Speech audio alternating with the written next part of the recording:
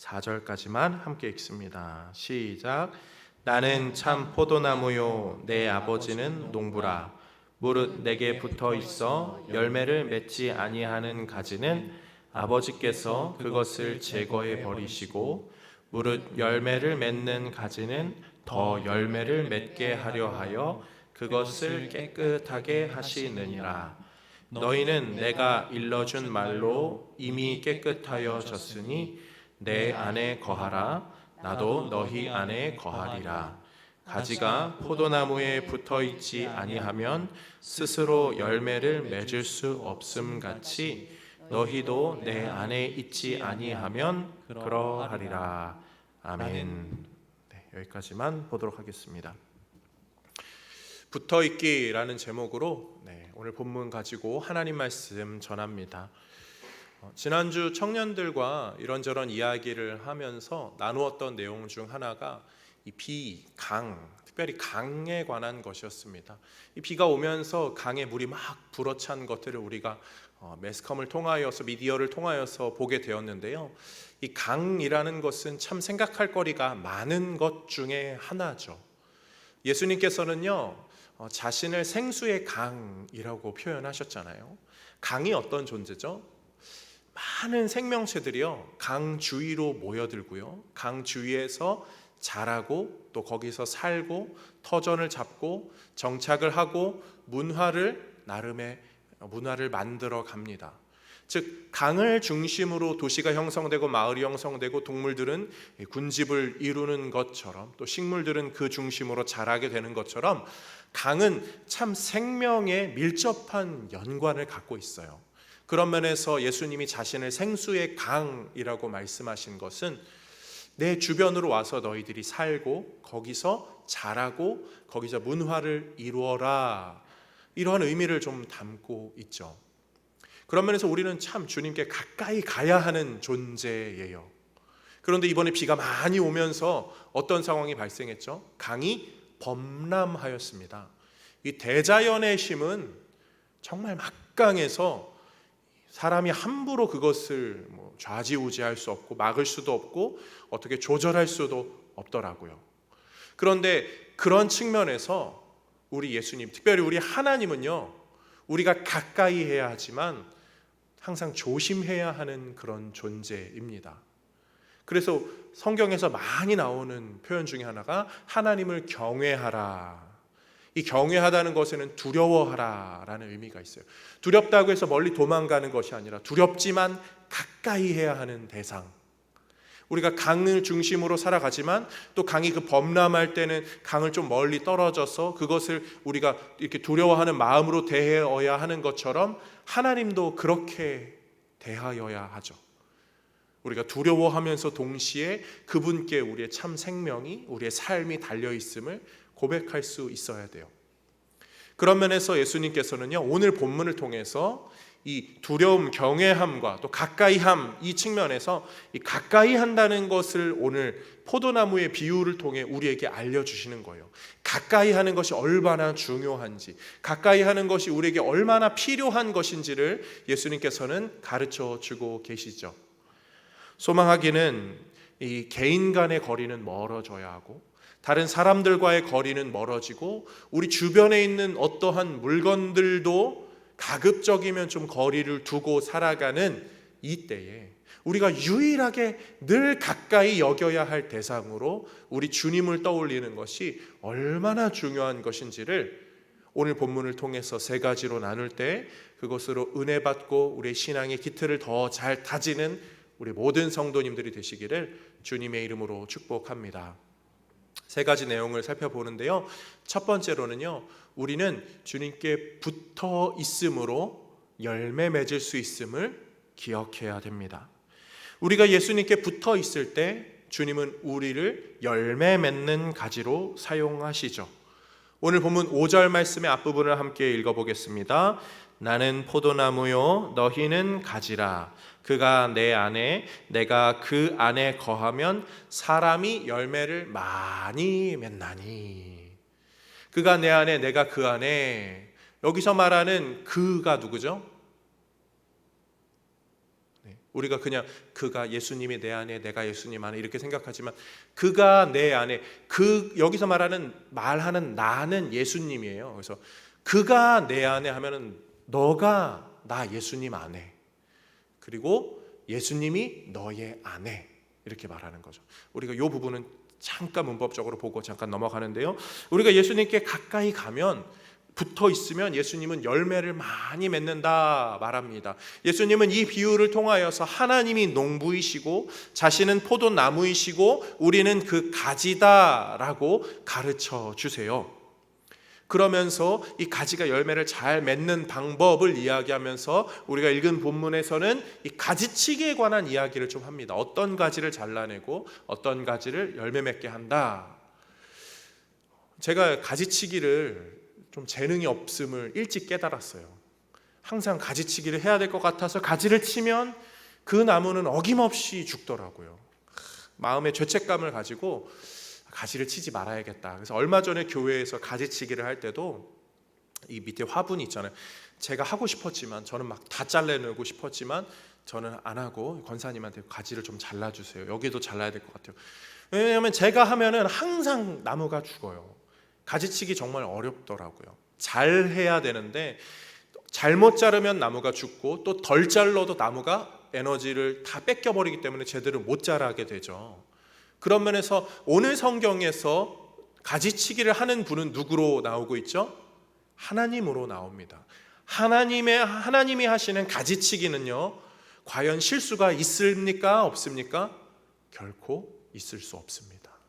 하나님은 실수 없이 가지를 치시는 분이세요. 그 말인즉슨 하나님은 그 나무가 더 잘 자라기 위해서는, 그 나무가 전체적으로 좋은 열매를 맺게 하기 위해서는 꼭 필요한 부분만 가지를 친다. 우리가 이것을 항상 염두에 두고 있어야 되는데요. 그것과 연관지어서 생각해 볼 수 있는 것은요, 우리가 이해하지 못하는 가지치기가 있다는 거예요. 우리 인생을 살다 보면요, 우리 주변에 저 사람 정말 신실한데, 저 가정 정말 믿음의 가정인데 왜 이렇게 고난이 많아? 하는 가정들이 있어요. 우리는 모르지만 하나님은 그 가지의 잔가지들을 자르는 것이겠죠. 또 어떠한 인생을 보면요, 정말 너무나 고귀한 인생인데 너무나 하나님이 일찍 데려가시는 분들도 계세요. 우리 그거 보면서 이해할 수 없거든요. 이것 때문에 하나님이 일찍 데려가신다라고 말하지만 그거 쉽게 이해할 수 없어요. 그런데 오늘 본문의 그 맥락에서 우리가 생각해 보면 하나님이 일찍 가지를 자르시는 것은요, 그 가지를 미워해서라기보다는 나무를 잘 되게 하기 위해서, 하나님 나라의 큰 역사를 이루기 위해서 그 가지를 자르시죠. 물론 버려지는 가지들이 있지만 그거는 조금 논외로 두고요. 먼저 하나님께서 나무를 잘 되게 하기 위해서, 우리 가지치기 할 때 그러잖아요. 꽤 괜찮은 가지인데 다른 가지들을 위해서 지금 이게 잘려져야 하는 가지가 있어요. 이거 꽤 괜찮은 가지예요. 열매도 나름 맺었던 가지인데 이제는 다른 가지들이 더 잘 자라게 하려고 잘려지는 가지가 있어요. 우리 인생들 중에도 그런 가지들이 있을 수 있어요. 우리는 이해 못해요. 저 가정, 저 영혼 정말 신실했는데 왜 하나님이 저렇게 잘리는 것처럼, 아니면 왜 일찍 데려가시나? 우리가 이해 못하는 영역이 있다는 거예요.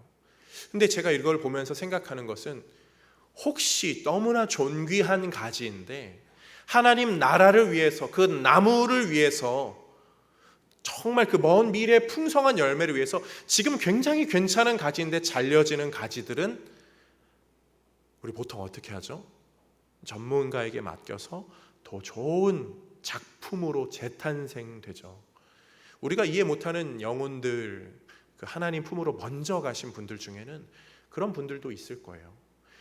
물론 더 오래 살아 계셔도 교회나 주변에 선한 영향력을 많이 끼치실 수도 있지만 하나님이 먼저 데려가셔서 그 나라에서 평안함을 누리게 하시는 인생들 있을 수 있다는 거죠. 근데 오늘 본문에서는요, 그런 안타까운 케이스가 아니라 좀 다른 케이스, 하나님이 지금 자르는 가지 중에는요, 이 열매가 없어서 잘려지는 가지가 있다고 말해요. 2절 말씀을 다시 보면요, 무릇 내게 붙어 있어 열매를 맺지 아니하는 가지는 아버지께서 그것을 제거해 버리시고 열매를 맺지 않는 가지라 말하죠. 열매를 맺지 못하는 가지가 아니라 열매를 맺지 않는 가지는 하나님께서 제거해 버리신다. 이거는 더 좋은 작품을 만들기 위해 제거하는 것이 아니라 필요 없기 때문에, 쓸모 없기 때문에 잘라버리는 가지입니다. 나무에 붙어있던 가지인데도 하나님께서 쓸모 없다고 자르시는 거죠. 우리가 신앙생활을 할 때 열매 맺을 수 있는데 열매 안 맺는 분들도 있을 수 있어요. 우리 자신을 잘 돌아봐야 돼요. 하나님께서 잘 붙여주셨는데 난 믿음으로 구원받아 라는 생각 하나로 안일하게 내 삶을 내 마음대로 사용하는 그런 사람들이 있을 수 있어요. 저는 지금 굉장히 조심스럽게 이야기를 하고 있지만 받아들이는 우리 성도님들은 굉장히 심각하게 받아들이셨으면 좋겠어요. 우리의 인생이 열매를 안 맺고 있다면, 열매를 맺을 수 있음에도 불구하고 열매를 맺지 않게 된다면 어떻게 됩니까? 오늘 본문에서 예수님이 말씀하시죠. 잘라서 버려지고 말라지게 되면 불에 던져서 사르게 된다. 불에 던져진다, 불태워진다라는 표현은 성경에서 주로 무엇을 이야기하죠? 하나님 나라와 반대되는 것을 이야기하죠. 성경에서 하나님 나라와 반대되는 지옥의 이야기를 가장 많이 언급한 사람이 누구일 것 같아요? 지옥을 가장 잘 안다고 하실 수 있는 분인 예수님이에요. 예수님은요, 다른 어떠한 선지자들은 지옥에 관해서 잘 몰랐겠죠. 하지만 주님은 다 아시기에 그것들에 대한 경고를 굉장히 구체적으로 합니다. 저 어두운 곳, 충성되지 못한 종에게 저 어두운 곳에서 슬피 울며 이를 갈게 될 것이라 이야기하죠. 그리고 그 부자와 거지 나사로의 이야기에서 여기 지금 불못이 나를 너무나 힘들게 하는, 불꽃이 나를 너무나 힘들게 하는 곳에 이 손가락에 물방울 하나만 맺게 해달라고. 예수님은 이 지옥에 관한 것을 어느 정도 아시게 그런 이야기들을 하시죠. 형제에 대하여 라가라는 자, 형제를 욕하는 자들, 게헨나라고 해서 이스라엘의 저쪽 한 구석에 쓰레기들을 다 모아서 불태우던 곳, 그런 곳으로 버려지게 되는 것. 예수님은 그런 이미지들을 여러 차례 성경에서 이야기하시고 오늘 본문에서도 그렇게 잘려진 나무들은 불태워진다라고 말해요. 우리가 이 부분을 볼 때 내가 주의 자녀라고 붙어있다라고 하는 이 착각 때문에 아무것도 하지 않고 내 인생에 어떠한 열매 맺음에 대한 그런 것을 염두에 두고 잊지 않고 살아간다면 잘려져서 버려져도 할 말이 없는, 어쩌면 그럴 인생이었을 수도 있음을 우리는 심각하게 오늘 본문을 보면서 받아들여야 돼요. 물론 하나님의 원함은요, 잘림에 있지 않아요. 버림에 있지 않아요. 불태움에 있지 않고 하나님은 언제나 이 가지들을 잘 접붙여서, 버려진 가지도 접붙여서 열매 맺게 하는 것, 그것이 하나님의 그 마음이죠. 하나님의 그 원함이시고 우리에게 바라는 것들이에요. 그리고 예수님과 더 긴밀하게 붙어 있음으로 열매 맺기를 원하는 분이 우리 하나님이십니다. 그런 면에서 사랑하는 성도님들, 주님이 원하시는 열매를 맺고 계십니까? 아니면 그 열매를 맺기 위해 나의 삶을 열매에 신경 쓰고 있는지 한번 돌아보시죠. 우리가 무슨 열매를 맺을 수 있나요? 성경이 말하는 열매들이 몇 가지가 있어요. 우리가 번뜩 생각나는 열매는 뭐가 있죠? 성령의 9가지 열매, 사희화 오자 양 충 온절, 이렇게 하죠. 사랑 희락 화평 오래 참은 자비 양선 충성 온유 절제, 이것은 다 이 내면에 관한 열매죠. 인품에 관한 열매, 성품에 관한 열매, 인격에 관한 열매.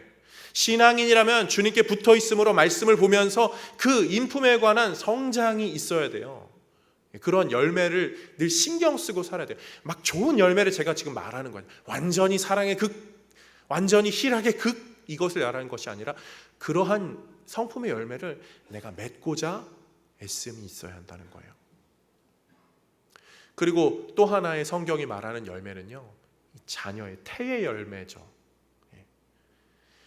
제가 여기서 말하는 태의 열매는 우리가 자녀가 없어서 괴로워하는 분들의 심정을 헤아리지 못한 그런 매몰찬 음성은 아니고요. 그것을 우리가 늘 염두에 두고 살아야 한다는 거예요. 일부러 내가 자녀를 안 가져라고 하는 이 세대의 흐름이 성경과 맞지 않다는 것을 제가 말씀을 드리는 거고, 마지막 한 가지 더 성경이 말하는 열매는요, 믿음의 열매. 우리가 복음을 전함으로, 예수 그리스도를 전함으로, 우리의 삶으로 예수를 증거함으로 우리 주변에서 나타나는 그 믿음의 열매들. 어떤 열매가 더 중요하다? 우리가 무엇을 다 해야 한다는 것을 말하진 않아요. 하지만 그 열매들, 각각의 것들이라도 내 삶 속에서 항상 염두에 두고 있어야 주님이 원하시는 그 가지로 우리가 접붙임 바 되어 열매를 맺는 인생으로 온전히 쓰일 수 있게 되죠.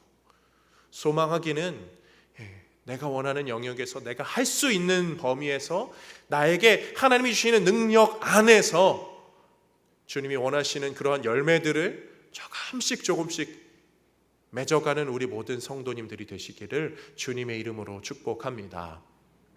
두 번째로, 우리는 예수님께 붙어 있음으로 깨끗해지는 것을 기억해야 됩니다.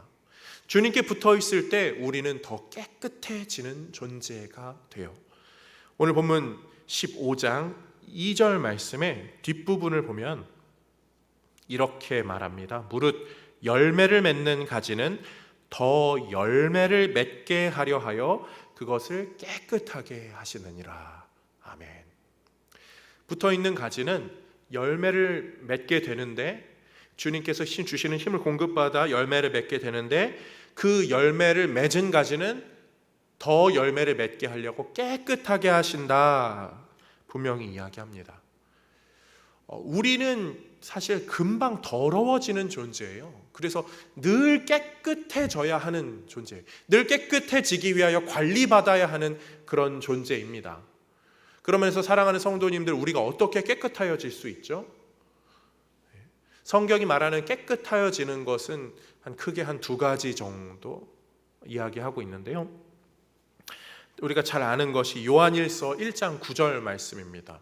요한일서 1장 9절인데요. 한번 함께 보겠습니다. 시작. 만일 우리가 우리 죄를 자백하면 그는 미쁘시고 의로우사 우리 죄를 사하시며 우리를 모든 불의에서 깨끗하게 하실 것이요. 아멘. 우리가 우리의 죄를 자백하면 주님이 우리를 깨끗하게 하신다. 회개에 관한 것을 이야기하죠.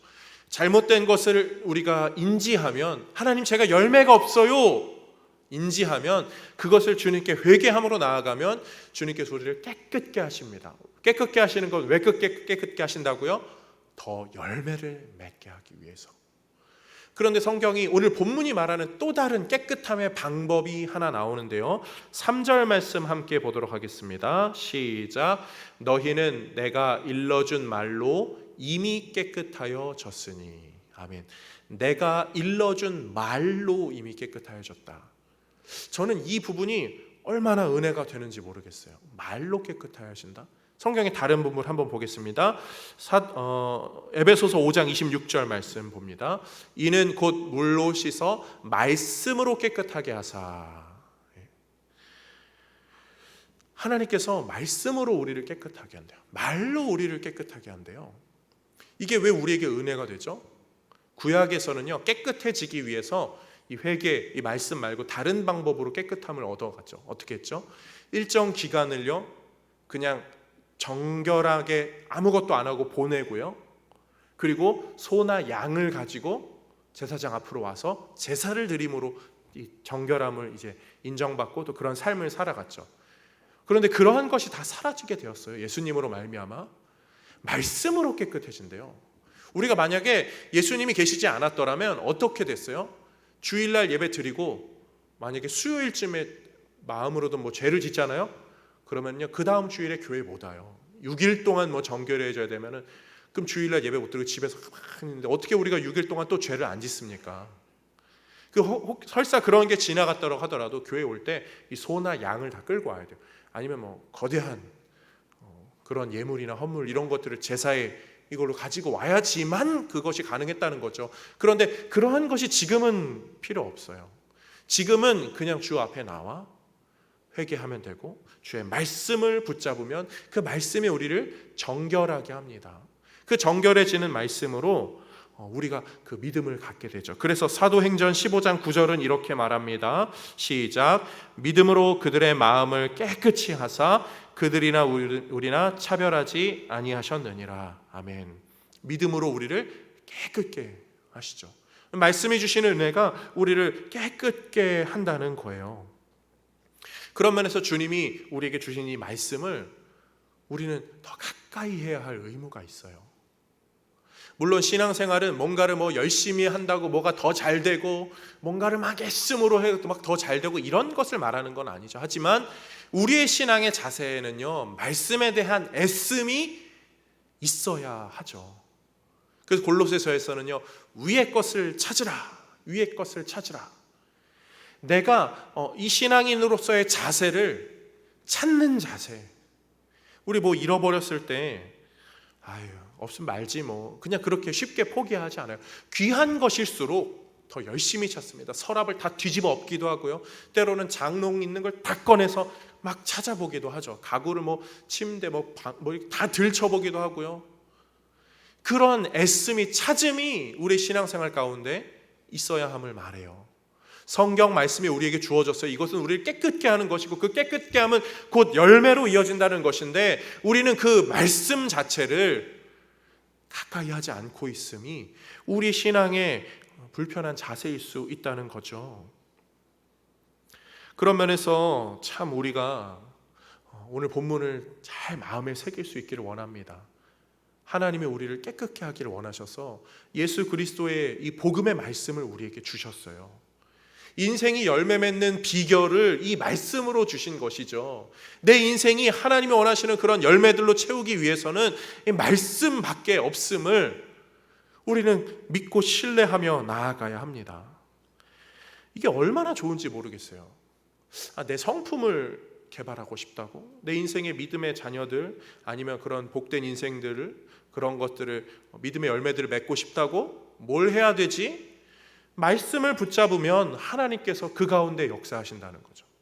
말씀을 내 삶에 가까이 하면 하나님께서 역사하신다는 거죠.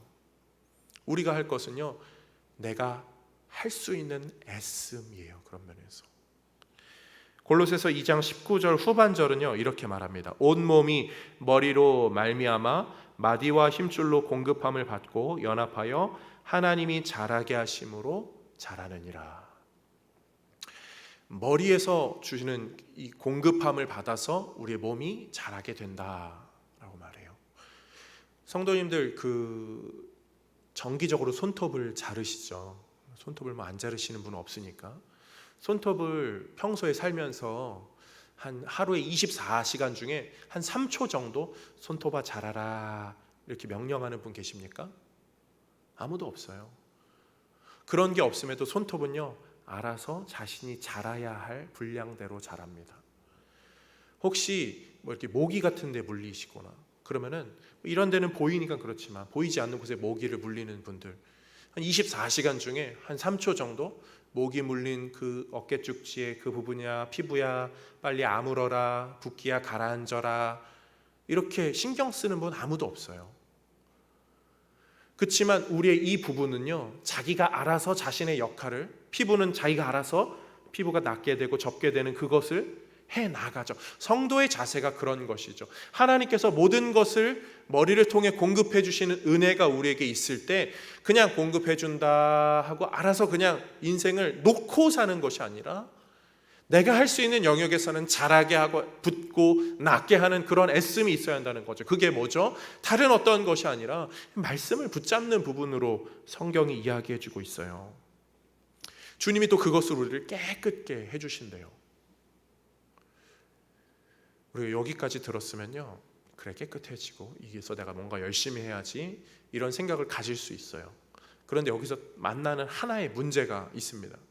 그것은요 우리의 변덕스러움이에요. 우리가 깨끗해지지 못하는 이유, 가장 큰 이유, 우리의 변덕스러움. 성경 필사를 시작하신 분도 계시고 중간에 멈추신 분도 계시고 한뜻기도 영상을 주중에 쭉 나눠드리지만 처음에는 열심히 들었던 분들 계시고 이제는 문자 왔네 띡 이렇게 하시는 분들도 계실 거고 또 이렇게 챙겨서 보시는 분들이 계신가 하면 그렇지 않은 분들도 계실 거예요.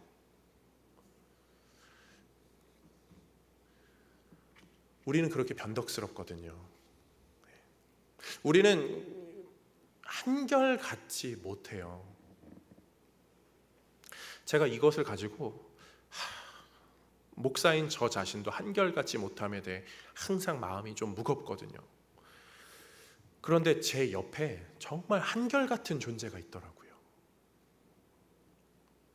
누군지 아세요? 제 딸들이에요. 한결같이 아빠 놀아줘. 한결같이 아빠 인형놀이 하자. 그 아이들은 자신이 좋아하는 것을 정말 한결같이 추구해요. 정말 한결같아요. 아침이든 밤이든 낮이든 뭐 전혀 상관없어요. 한결같이 그 모습. 그런데 그것을 보면서 제가 퍼뜩 생각나는 구절이요. 하나님께서 우리에게 뭐라고 가르쳐 주셨죠? 너희가 어린아이와 같지 아니하면 결단코 천국에 들어가지 못하리라. 어린아이의 모습을 보면서 야, 신앙인의 자세도 저렇게 한결같아야 되는데 그 모습을 떠올리게 되는데요. 우리 인생에 정말 한결같은 분, 하나님이 사실 그런 분이세요. 하나님이 어린아이와 같이라고 하는 말씀을 우리에게 주셨다는 것은요, 그분이 바로 그 어린아이와 같은 한결같은 성품을 갖고 계시는 분이기 때문이죠.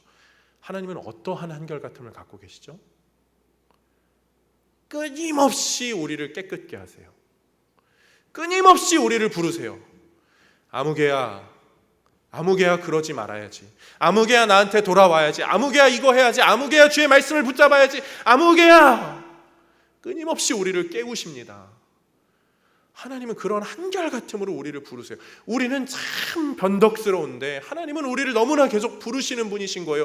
그런 하나님을 우리가 알고 있다면, 우리를 끊임없이 깨끗해 하고 계시는 하나님을 우리가 알고 있다면, 우리가 이 신앙의 자세에서 주님께 붙어 있음이, 하나님의 자녀된 것이 얼마나 큰 기쁨이고 감사인지를 기억하게 되어져. 사랑하는 성도님들, 우리를 깨끗게 하시는 하나님, 그것을 위해 우리를 포기하지 아니하시는 그 하나님의 그 성품을 기억하면서 때로는 우리의 변덕스러움에 우리의 마음이 그냥 돌이켜지는 것이 아니라 그 하나님의 한결같음에 주님께 더욱더 우리의 마음을 고정할 줄 아는 우리 모든 성도님들이 되시기를 주님의 이름으로 축복합니다.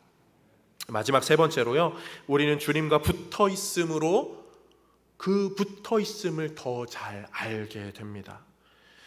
오늘 본문은요, 다른 부차적인 중요한 것들을 이야기해요. 열매를 많이 맺으세요. 깨끗하세요. 그렇지 않으면 마르게 됩니다. 그렇지 않으면 잘려지게 됩니다. 그런 것들을 이야기하지만 가장 중요한 핵심은 붙어 있으세요. 붙어 있어야 합니다. 우리는 붙었습니다. 그런 존재입니다. 알려주는 내용이죠.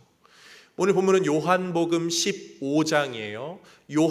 요한복음의 특징은요, 예수님이 누구신지를 굉장히 다양하게 이야기했다는 거죠.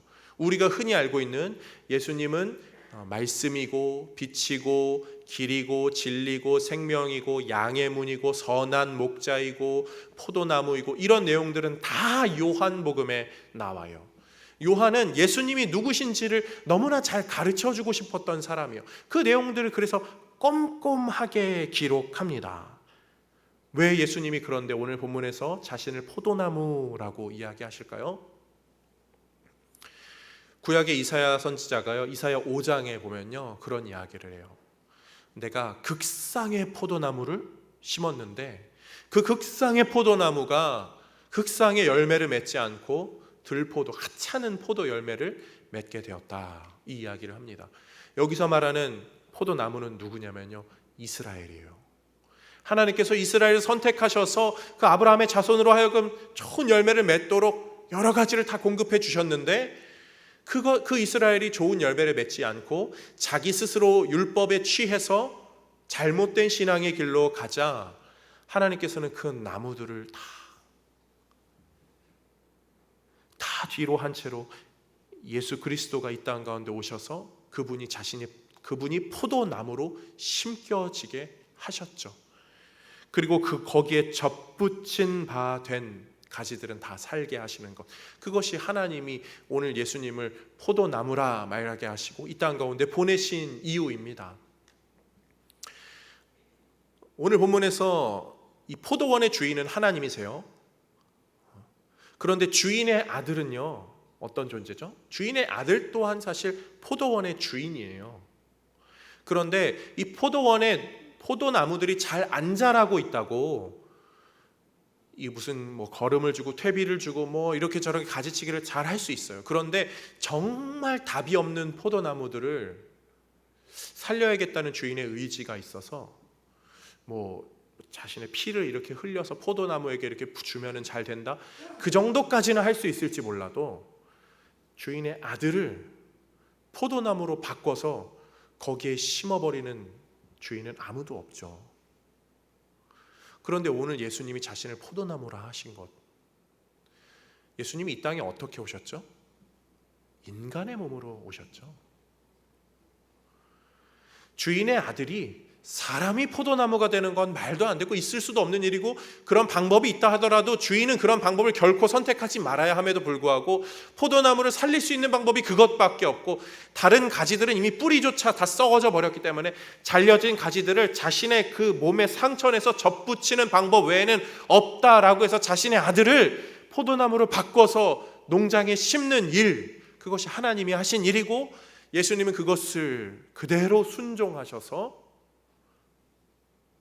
이 땅 가운데 오신 것, 그것이 예수님이 이 땅 가운데 육신의 몸을 입고 오신 것입니다. 사도 요한은 그 예수님을 태초에 말씀이 계시니라, 로고스, 그 지혜의 응축, 지혜의 그 태고, 가장 높은 존재, 그 존재가 이 땅 가운데 말씀으로 오셨다라고 말하죠. 우리에게까지 그 말씀이 왔어요. 어떻게 왔죠? 사랑하는 성도님들, 우리는 성경을 한글로 읽어요. 뭐 목회자 정도나 뭐 영어 보고 헬라어 보고 히브리어 보고 하지만 우리는 다 성경 말씀을 한글로 읽어요. 그런데도요, 은혜 받는데 아무 지장 없어요. 우리가 그냥 이 성경 보시면서요, 그냥 충분히 은혜 받으시는 걸로 충분합니다. 어디서 뭐 비밀을 알려줄 터이니까 이거를 배워야 된다, 저거를 배워야 된다, 그런 것에 현혹되실 필요 없어요. 그냥 이거 말씀으로 읽어도요, 말씀으로 역사는 쓰는 성령께서 우리에게 주파수를 맞춰주신 거예요. 우리가 신비의 말씀을 우리가 어떻게 합니까? 사실 태초에 계셨던 그 말씀이요, 헬라어였나요? 히브리어였나요? 한글이었나요? 중국어, 영어였나요? 그 어떤 언어도 정복할 수 없었던, 이해할 수 없었던 그 하나님의 대화를 하나님께서는 우리 인간의 귀에 듣고 이해할 수 있는 언어로 바꾸어 주셨다. 그것 자체가 얼마나 많은 낮아짐입니까? 사람이 나무가 되는 낮아짐 같은 것이고, 우리가 개가 되고 우리가 벌레가 되고 진드기가 되는 그런 상상만으로 이해할 수 없는 영역이죠. 정말 그것에 내려가 봐야지만 야, 이게 어마어마한 거구나 라고 이해할 수 있을까요? 그런데 예수님은 그런 낮아지심을 지금 하신 거예요. 우리는 그런 낮아짐을 도무지 이해 못하거든요, 사실.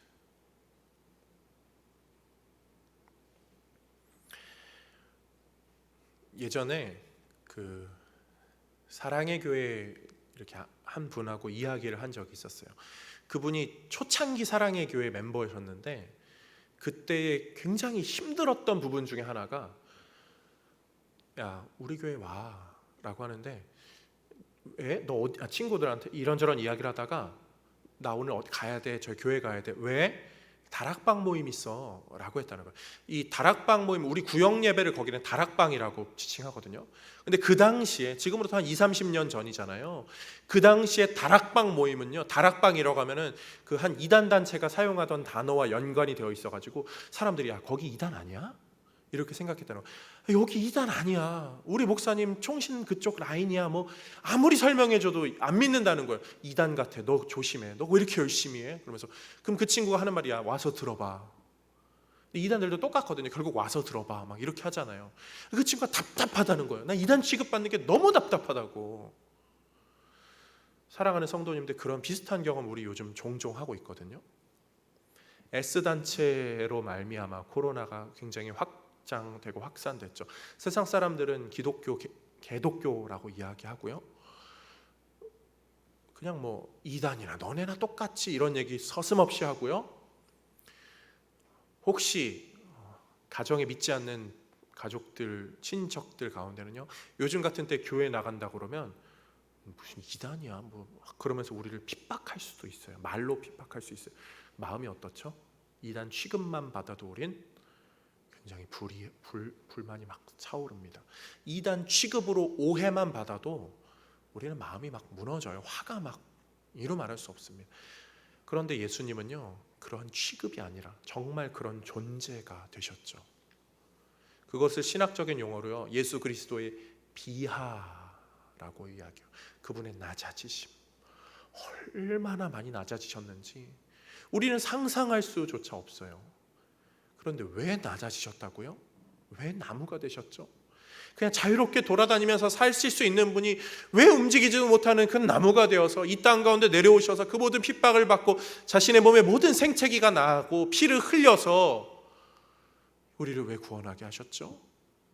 우리를 사랑하시기 때문이에요. 오늘 본문이 예수 그리스도와의 연합을 이야기하고 있는데, 이 연합에 관해서 우리가 기억할 때 반드시 잊지 말아야 되는 것은 그분이 우리와 연합하기 위해 얼마나 많이 낮아지셨는가.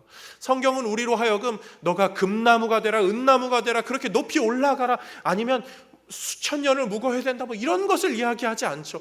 그분이 낮아지셔서 그분이 나무가 되셨다.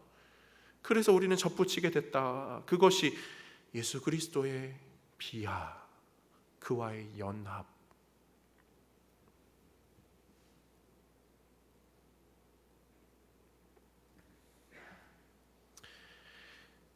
우리는요, 도무지 낮출 줄 몰라요. 우리는 도무지 낮출 줄 모르는 그런 존재들이죠. 겸손하다고요? 인격적으로 훈련받았다고요? 수십 년 평생 같이 사는 사람한테도요, 가만히 좀 있어봐, 네가 어떻게 나한테 그래, 말로 하지는 않아도 마음속으로 다 그러고 살아. 어떻게 나한테 그럴 수가 있어, 어떻게 그거 하나 못 맞춰줘, 그렇게 불만을 표하고, 또 우리 본인 자체도 옆 사람 맞춰주도, 옆에 있는 사람도 못 맞춰주는데 저 밑에 있는 사람 어떻게 우리가 맞춰줄 수 있겠어요? 근데 주님이 우리에게 그런 은혜를 허락해 주셨다는 거예요. 주님이 그만큼 더 낮아지셨다는 거예요. 그래서 우리는 지금 이 구원받은 백성의 삶을 살게 된 거죠. 우리가 생각하는 것들요, 다 휩쓸려 갈 거예요.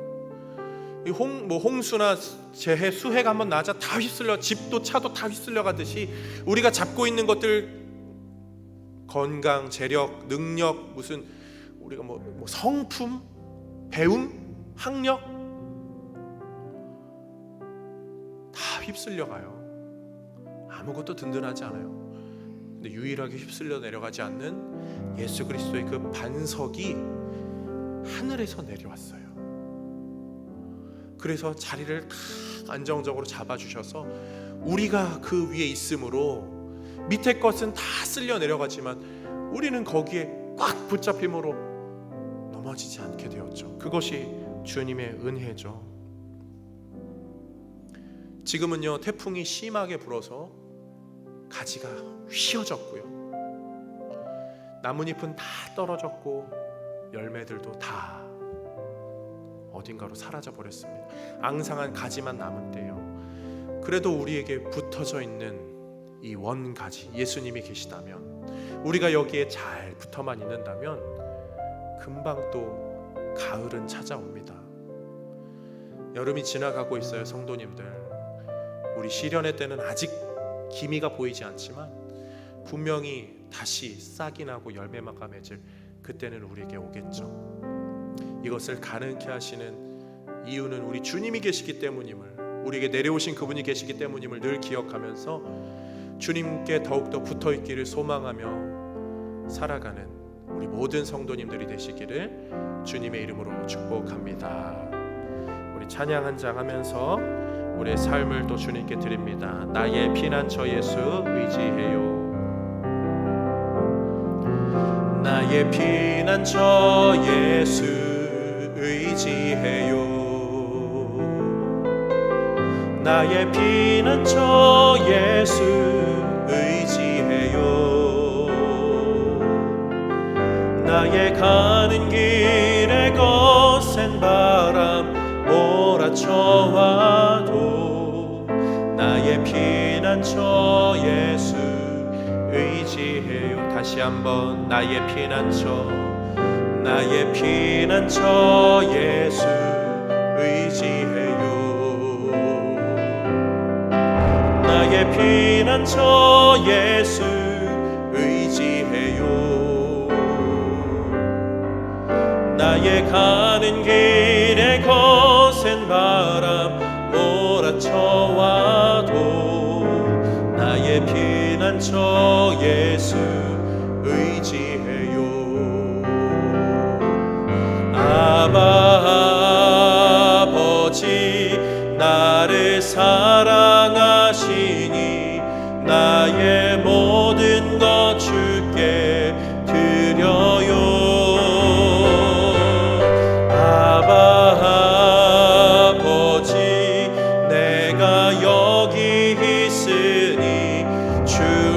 영광 위하여 써주세요. 아바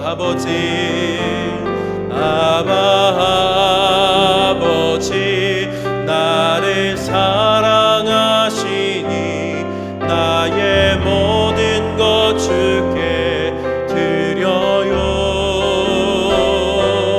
아바 아버지 내가 여기 있으니 주님 영광 위하여 써주세요. 나는 영원히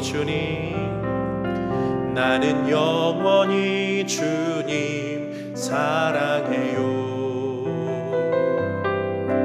나는 영원히 주님 사랑해요. 세상 어떤 것도 나의 사랑 끊을 수 없네. 나는 영원히 주님 사랑해요. 기도합니다. 하나님 아버지 감사합니다. 주님 사랑을 알게 하셔서 주님 사랑을 고백하게 하시고 주님 이 땅 가운데 내려오셔서 주님께 접붙임 바 받게 하시고 주님 우리를 사랑하여 주셔서 믿음의 자녀로 예배하며 살게 하시니 감사합니다.